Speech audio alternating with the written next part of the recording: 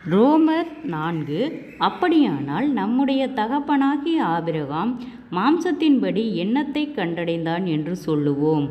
Abraham கிரியைகளினாலே நீதிமான் ஆக்கப்பட்டானாகில் மேன்மை பாராட்ட அவனுக்கு ஏது உண்டு? ஆகிலும் தேவனுக்கு முன்பாக மேன்மை பாராட்ட ஏதுவில்லை. வேத வாக்கியம் என்ன சொல்லுகிறது? ஆபிரகாம் தேவனை விசுவாசித்தான், அது அவனுக்கு நீதியாக எண்ணப்பட்டது என்று சொல்லுகிறது. கிரியை செய்கிறவனுக்கு வருகிற கூலி கிருபை என்றெண்ணப்படாமல் கடனென்றெண்ணப்படும். ஒருவன் கிரியை செய்யாமல் பாவியை நீதிமான் ஆக்குகிறவனிடத்தில் விசுவாசம் வைக்கிறவனாயிருந்தால் அவனுடைய விசுவாசமே அவனுக்கு நீதியாக எண்ணப்படும். அந்தப்படி கிரியைகள் இல்லாமல் தேவனாலே நீதிமான்கள் எனப்படுகிற மனுஷருடைய பாக்கியத்தை காண்பிக்கும் பொருட்டு எவர்களுடைய அக்கிரமங்கள் மன்னிக்கப்பட்டதோ, எவர்களுடைய பாவங்கள் மூடப்பட்டதோ அவர்கள் பாக்கியவான்கள்.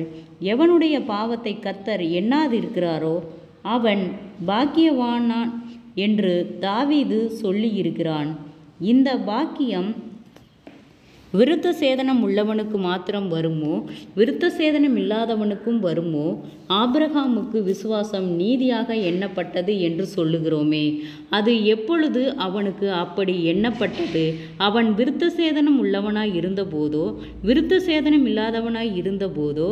விருத்த சேதனம் உள்ளவனாய் இருந்த போதல்ல, விருத்த சேதனம் இல்லாதவனாய் இருந்தபோதே. மேலும் விருத்த சேதனம் இல்லாத காலத்தில் அவன் விசுவாசத்தினாலே அடைந்த நீதிக்கு முத்திரையாக விருத்த சேதனமாகிய அடையாளத்தை பெற்றான். விருத்த சேதனம் இல்லாதவனாய் விசுவாசிக்கிற யாவரும் நீதி எண்ணப்படும் பொருட்டாக அவர்களுக்கு அவர் தகப்பனாய் இருக்கும்படிக்கும் விருத்த சேதனத்தை பெற்றவனாய் மாத்திரமல்ல, தம்முடைய தகப்பனாகிய ஆபிரகாம் விருத்த சேதனம் இல்லாத காலத்தில் அடைந்த விசுவாசமாகிய அடிச்சுவடுகளில் நடக்கிறவர்களுமாய் இருக்கிறவர்களுக்கு தகப்பனாய் இருக்கும்படிக்கும் அந்த அடையாளத்தை பெற்றான். அன்றியும் உலகத்தை சுதந்தரிப்பான் என்கிற வாக்குத்தத்தம் ஆபிரகாமுக்காவது அவன் சந்ததிக்காவது நியாயப்பிரமாணத்தினால் கிடையாமல் விசுவாசத்தினால் வருகிற நீதியினால் கிடைத்தது. நியாயப்பிரமாணத்தை சார்ந்தவர்கள் சுதந்திரவாளிகளானால் விசுவாசம் வீணாய்ப்போம், வாக்குத்தத்தமும் அவமாகும். மேலும் நியாயப்பிரமாணம் கோபாக்கினை உண்டாக்குகிறது. நியாயப்பிரமாணம் இல்லாவிட்டால் மீறுதலும் இல்லை. ஆதலால் சுதந்திரமானது கிருபையினால் உண்டாயிருக்கும்படிக்கு அது விசுவாசத்தினாலே வருகிறது.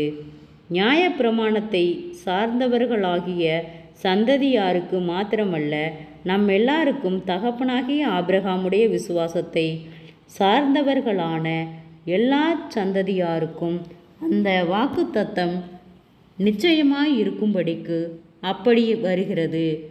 அநேக ஜாதிகளுக்கு உன்னை தகப்பனாக ஏற்படுத்தினேன் என்று எழுதியிருக்கிறபடி அவன் தான் விசுவாசித்தவருமாய் மரித்தோரை உயிர்ப்பித்து இல்லாதவைகளை இருக்கிறவர்கள் போல அழைக்கிறவருமாய் இருக்கிற தேவனுக்கு முன்பாக நம்மெல்லாருக்கும் தகப்பனானான். உன் சந்ததி இவ்வளவாய் இருக்கும் என்று சொல்லப்பட்டபடியே தான் அநேக ஜாதிகளுக்கு தகப்பனாவதை நம்புகிறதற்கு ஏதுவில்லாதிருந்தும் அதை நம்பிக்கையோடே விசுவாசித்தான். அவன் விசுவாசத்தினாலே பலவீனமாய் இருக்கவில்லை. அவன் ஏறக்குறைய 100 வயதுள்ளவனாயிருக்கும்போது தன் சரீரம் செத்து போனதையும் சாராளுடைய கற்பம் செத்து போனதையும் எண்ணாதிருந்தான். தேவனுடைய வாக்குத்தத்தத்தை குறித்து அவன் அவிவிசுவாசமாய் சந்தேகப்படாமல் தேவன் வாக்கு பண்ணினதை நிறைவேற்ற வல்லவராய் இருக்கிறார் என்று முழு நிச்சயமாய் நம்பி தேவனை மகிமைப்படுத்தி விசுவாசத்தினால் வல்லவனானான். ஆகையால் அது அவனுக்கு நீதியாக எண்ணப்பட்டது. அது அவனுக்கு நீதியாக எண்ணப்பட்டதென்பது அவனுக்காக மாத்திரமல்ல, நமக்காகவும் எழுதப்பட்டிருக்கிறது. நம்முடைய கர்த்தராகிய இயேசு கிறிஸ்துவை மரித்தோரிலிருந்து எழும்பினவரை விசுவாசிக்கிற நமக்கும் அப்படியே எண்ணப்படும். அவர் நம்முடைய பாவங்களுக்காக ஒப்பு கொடுக்கப்பட்டும் நாம் நீதிமான்களாக்கப்படுவதற்காக எழுப்பப்பட்டும் இருக்கிறார். ஜெபம்.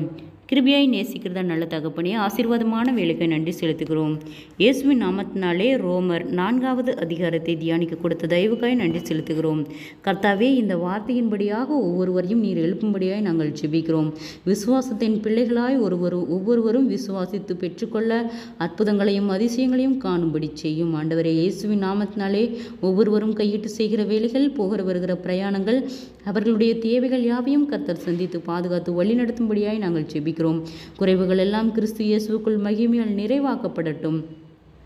கர்த்தருடைய நாமம் மகிமைப்படும்படியாக பலவீனத்தோடு இருக்கிற ஒவ்வொருவருக்காய் நாங்கள் ஜெபிக்கிறோம். அற்புத சுகபலன் ஆரோக்கியத்தை கட்டளையிடும். நீதியின் வலகரத்தால் தாங்கி நடத்தும். ஆண்டவரே, அநேக தடைகள், போராட்டங்கள், நிந்தைகள், அவமானங்கள், பொல்லாத ஆவியின் கிரியைகளுக்கு நீர் விலக்கி பாதுகாத்து கொள்ளும். மன சோர்வுகளுக்கு நீர் விலக்கி பாதுகாத்து கொள்ளும். தடுமாற்றங்கள் யாவும் விலகட்டும். இயேசுவின் நாமத்தினாலே உற்சாகத்தை நாவினாலே நிரப்பும். ஆண்டவரே, விசேஷித்த ஞானத்தையும் தெளிந்த புத்தியும் தரும்படியாய் நாங்கள் ஜெபிக்கிறோம். ஆண்டவரே, முன்னோருடைய சாபக்கட்டுகள், பொல்லாத ஆவியின் கிரியைகள், நிந்தைகள், அவமானங்களுக்கு நீர் விலக்கி பாதுகாத்து கொள்ளும். தடுமாற்றங்கள் விலகட்டும். இயேசுவின் நாமத்தினாலே குறைவுகள் எல்லாம் கிறிஸ்து இயேசுக்குள் மகிமையால் நிறைவாக்கப்படட்டும். கடன் பாரங்கள் யாவும் விலகட்டும். இயேசுவின் நாமத்தினாலே தற்கொலை எண்ணங்களுக்கு நேராய் போகிற பிள்ளைகளை கர்த்தாவே நீர் விடுதலையாக்கும். ஒரு ஆத்துமாகிலும் வெறுமையாய் போதுமுடிய சித்தமல்ல கர்த்தாவே. ரட்சிப்பு விலையேற பெற்றது என்று சொல்லியிருக்கிறீரப்பா. உம்முடைய ரட்சிப்புக்குள் ஒவ்வொருவரும் வளர கர்த்தாவே நீர் இரக்கம் பாராட்டும்.